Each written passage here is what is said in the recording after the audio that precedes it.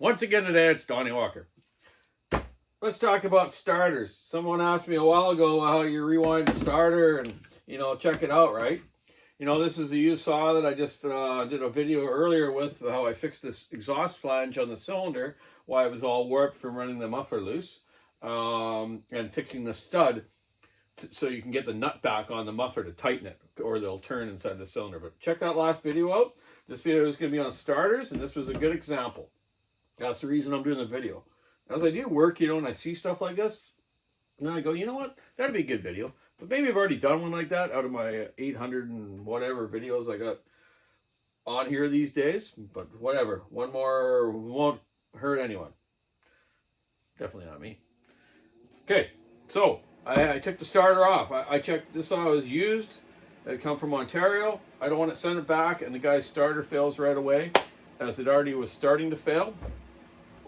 These older saws like this 395, 3120s, some different models, the starter pulley on the starter gets wore, right, on the bushing here, and the plastic wears in the pulley. So you get a lot of wobble to it, and it starts skipping the pulls of the flywheel. I'm going to zoom in here because you guys want to see that better. I know you do.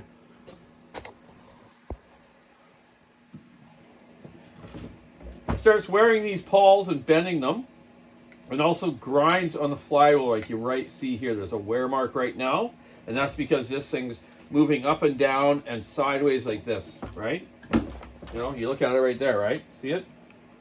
Right? That's going to move. You can see the wear marks on this pulley. So hey, that one. I just happen to have 3 or 4 of these starters over there. I found a pulley that is nice and taut, nice and tight. Okay, so that's what to look for on these. It's got play like that, and as you're running this saw, a lot of times what will happen is the starter rope comes out of the starter. It's weird because of this. It's vibrating like this. The rope comes out, so that's an indication that that's a problem. But you should just check that once in a while. You should always take your starter off once in a while. Clean around your coil. This one was so packed around that coil that kind of interrupts the spark sometimes too, especially on older models like 266s, 288s, stuff like that. These newer ignitions are better. Those old ignitions, yeah, you want to keep it clean around there. Make sure your gap's right. The coil's tight. Check your wire, any bare spots. I ran out of shrink sleeving for this one. I'm going to put some electro tape around it because it's got a wear mark, but it'll be okay. So check that kind of stuff out because, obviously that's going to arc out on the metal if it was by metal, but it's by the plastic cover. But still, it's a good thing to check over. Okay, so this one, yes, it was just due for a starter pulley. So as I take every saw apart, especially the used ones that come to me, I go over everything. I've taken this right out, inspected the spring. A lot of these springs break up here by where they contact in there. And so it's a good thing just to check, It'd be a bad thing if I sent it all the way back to Ontario and the starter wrecked right away when he's trying to try this wicked walker I saw out. So, taking the spring out, get your needle nose in there to each part of it, squeeze really hard, and pull it out. Okay? Sometimes it doesn't quite work right like you just did right now. So, I'm going to show you how to put it back in, because putting a spring in starters on saws is a real nightmare for a lot of people. I've done a lot of them, so I got pretty good thumbs and fingers for it. You need strong thumbs and fingers for this. But I'm going to show you without having an apparatus. Like when you buy a new spring, it comes wrapped in this plastic piece. And you simply just put the plastic piece in some needle nose like this, like I just showed you, where I went wrong. Set the spring in there, and you're good to go. When you try to put one in, if you don't have that apparatus to put the spring in, you have to wind the spring up and physically put it in. So while you have it out, clean around the spring area here, just make sure that it's going to seal good and seat good. Not a bunch of crap in there, right? Give it a little blowout. Inspect it, make sure there's no cracks. Your post for your spring's still good. Yep, all looks good. So now here's the tricky part. That's why I got arthritis in my hands and I got carpal tunnel, but I still haven't gone to the doctor lately again to try to get carpal tunnel surgery, but I need it. I take a lot of supplements that help me out. Tarragon, glucosamine, a whole bunch of stuff, CBD. Anyways, take the spring, get it wound up the right way that you're going to set it in there. Coil it up like this, hold it with one hand, and pull this end of the spring and tension it up. Start wrapping it up using both your thumbs. It's hard to do, man. Watch me here. Watch, it's going to fly out on me today for sure, eh? As I'm doing a video. But I've done this a million times. Well, some people comment on my comments. A million? Holy, there's no way you've done it a million times. Like, well, whatever. Thousands? How's that? Guaranteed I've done it thousands. You know, it's been like, I would say close to 50 years that I've been working on saws. I'm going to be 58. I was around 8, 9 when I was starting to work on them. Yeah. Helping old dad fix starters, tape measuring, or the loggers tapes, loggers axes. Okay. Getting tough. These ones are tough. Okay. There's a lot of spring there. Okay. Just keep winding it up. You stop once in a while and retension it. Just don't let go. Okay. When you get almost at the end, give it one more little bit. Crank that baby up. That's why when I get a new spring and you got that holder, I keep those holders. Because you know what? They're very handy. Still makes them. Husky makes them. All the Still springs come with that little holder. So it's a lot easier for mechanics to put the spring in. Okay, I got this now wound up. Don't let go, Donny. Grab it with the needle nose. Let's grab the needle nose that I like. These ones that I got right now, these Snap-on ones, are just way too tight. They're hard to open up and close. I hate that. Okay, grab the spring with the needle nose. Get it all kind of square.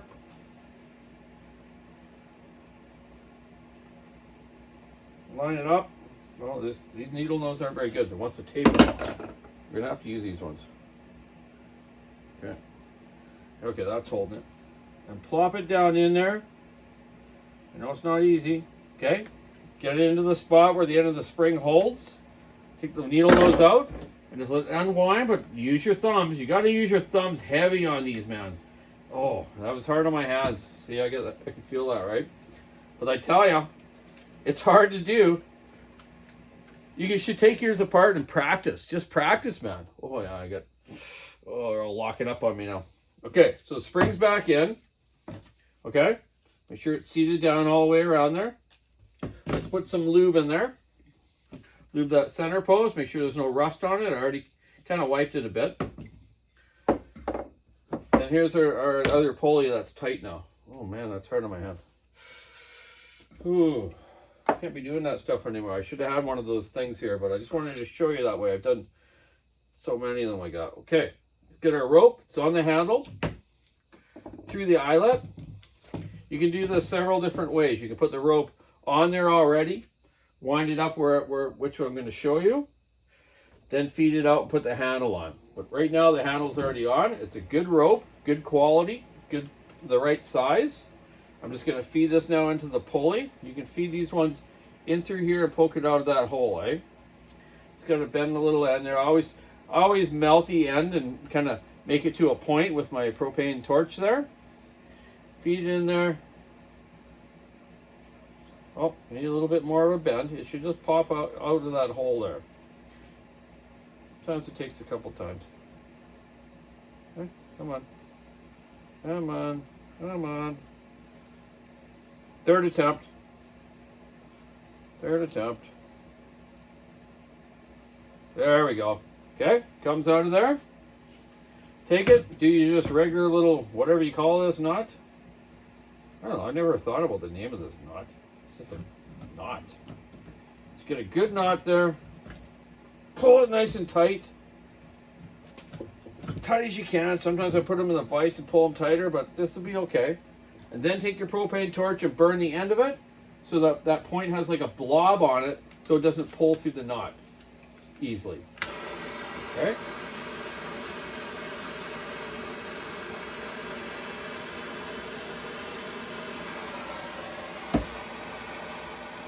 All right, let it flame up till it's got kind of like a balls to it. Blow the flame out.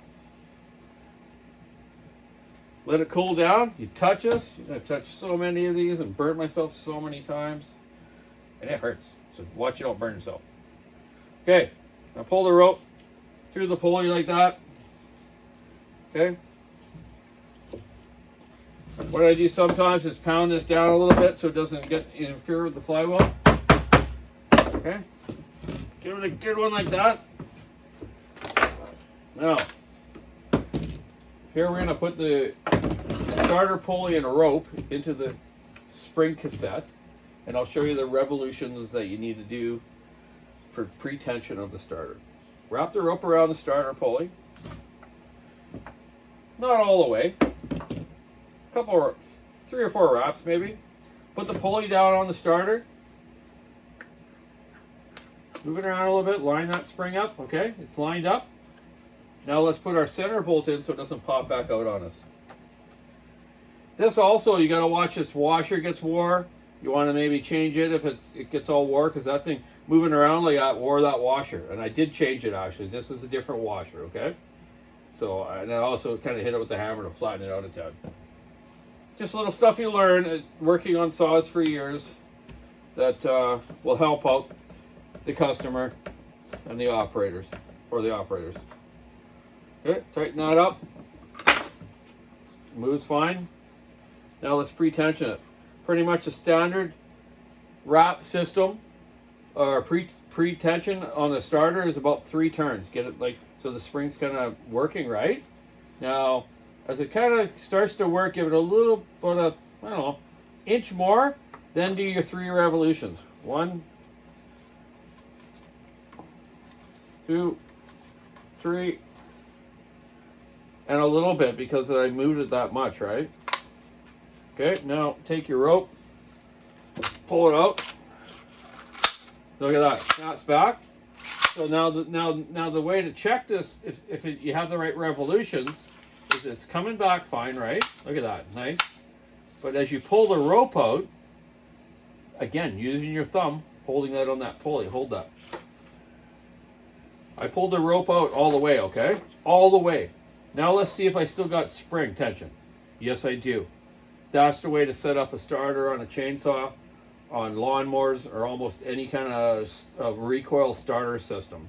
So you want to come to the end of the rope, not the end of the spring. If I make this 1 turn more probably, I'll come to the end of the spring, and that's how the springs break. People do not install them right, or a lot of mechanics out there, or some of the users, and that's why springs break easy. These springs don't normally break if this is done right. So this tension is rope all the way out, turn the pulley, you can see that there's still spring left there, okay? Let it back in, and look at that. That's a great starter system.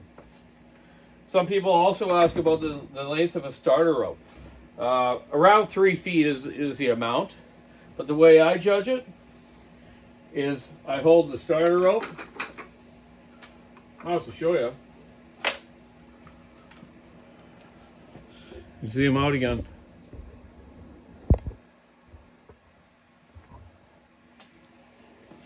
I measure it the same way I've done it since I was a kid. End of the rope in my hand here, my arm length straighten all the way out, and this end of the rope to my shoulder over here. That there, to me, is the exact size I've been making for close to 50 years. God darn, I gotta start saying that. Stop saying that. This makes me feel old. Now let's measure this length. 3 feet. Look at that. Can't believe I don't have a regular measuring tape here. It's a metric one. So 3 feet. 90 centimeters. Okay, so sorry. 100 centimeters. Okay? To me, that's the perfect rope length with almost all pro saws, okay? So there you go. There's a starter rebuild. inspection of these, like I say, check them. Make sure they don't have a huge wobble in there. That's what messes up the pawls and wears the flywheel. And you have starter problems by going, it doesn't grab. It goes skip, skip, and it'll just end up getting worse. And you can also affect these pawls. They break, take out your flywheel fins, your coil, and it could even wreck your crankcase. So there you go. Just another tip from Donny Walker on the Husqvarna chainsaw repair on the 395, 394, 3120. A bunch of different series of Husqvarna saws with that starter mechanism, or most recoil starters on chainsaws. So Shelly's away tonight, gone to a movie with her child. Corey, I'm here with the Foz. I've already had some supper, and I just wanted to do this. Then I'm going to get on to building a crankshaft lock on this L206 Briggs & Stratton card engine, so I can do leak down test on it, so I can just hold it at a position when I put the 80 pounds of air in it to check the valves in them and the piston ring wear. So there you go. Keep your saw on the way, stick in the ash, rubbing around. Have a great night of January 2nd. Have a good day. Bye.